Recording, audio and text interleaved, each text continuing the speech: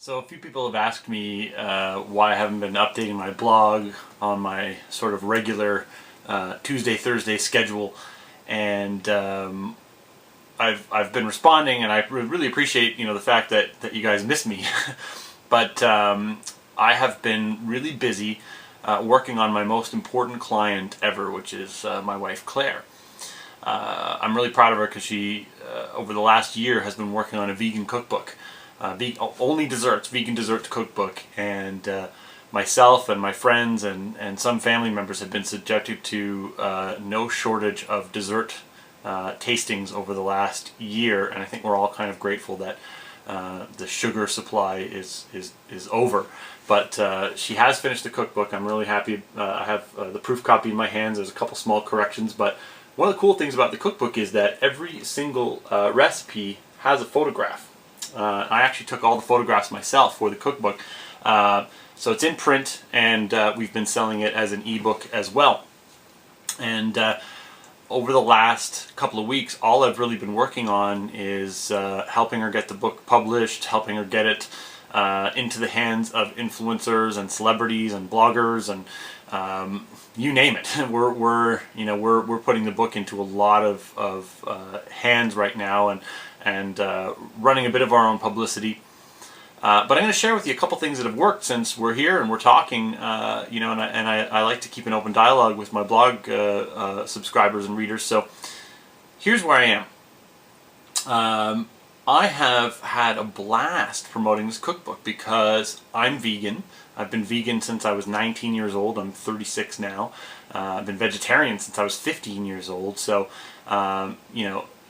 it's a subject that's near and dear to my heart, and I have an easy time talking about it and talking to organizations in the vegan space. So it's been really easy for me to market the product because it's true to my heart.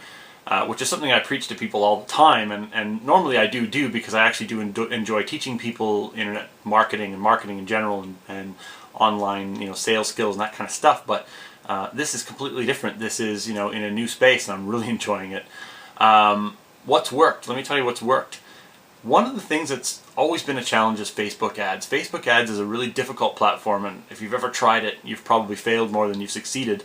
I know that we've had a few successes, but far more failures with Facebook ads. But I encourage people to try it on a regular basis until you get it right.